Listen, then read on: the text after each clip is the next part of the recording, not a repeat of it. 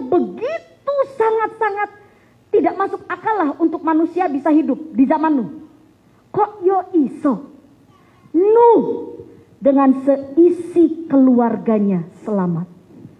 Saya ingin tanya sama Bapak Ibu, siapa Bapak Ibu yang masih percaya sampai saat ini bahwa Tuhan masih punya kuasa untuk melindungi gerejanya? Amin. Kalau saudara tidak dengar-dengaran sama Tuhan, bisa jadi nyawa saudara melayang karena kecerobohan saudara.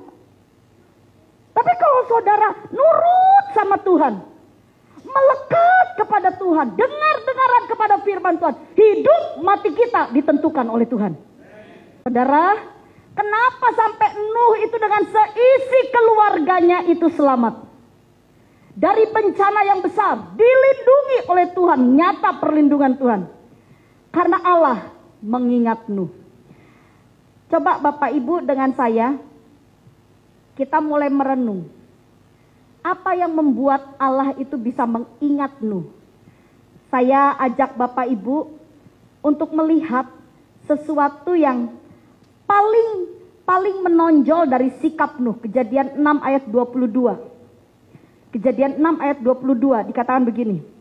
Lalu Nuh melakukan semuanya itu tepat seperti yang diperintahkan Allah kepadanya. Demikianlah dilakukannya.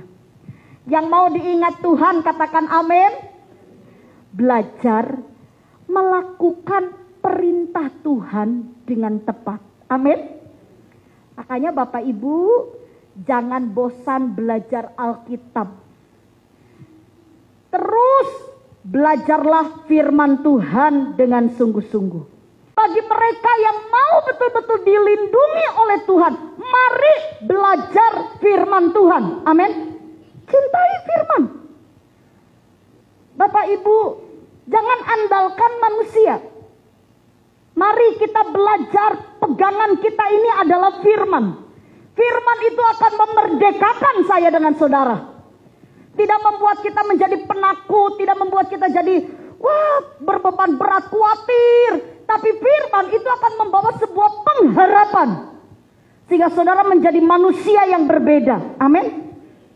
Ya, bukan manusia duniawi lagi. Tapi manusia yang dilahirkan baru. Kenapa? Karena firman itu akan memurnikan saudara. Cara berpikir kita.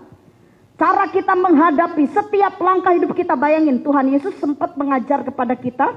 Ya, bahkan pada waktu itu mengajar kepada murid-muridnya. Lalu kita juga mempelajarinya kan. Dari catatan-catatan yang ada.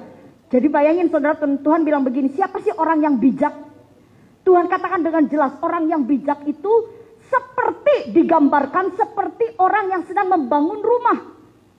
Pondasinya kuat, kokoh. Karena apa? Dari batu, bukan dari pasir, ya, bukan dari kayu, tapi dari batu. Bayangin Bapak Ibu. Jadi ketika badai menerpa, apapun yang terjadi di lingkungan rumah itu tetap kokoh. Tuhan bilang itu yang bijaksana. Dan saudara mengerti. Siapakah yang digambarkan orang yang membangun rumah yang pondasinya itu kokoh? Artinya apa? Hidup orang itu betul-betul bisa diandelin. Dalam suka dan duka, dalam kondisi yang baik maupun tidak baik. Dia tetap menter saudara. Tetap percaya Tuhan, tidak ninggalin Tuhan, tidak nolak Tuhan. Orangnya tetap bisa bersyukur dalam segala keadaan. Nah, orang yang semacam ini, kata Tuhan tuh, yang bijaksana itu adalah mereka yang mendengar firman dan melakukannya. Jadi firman itu pegangan hidup kita Bapak Ibu.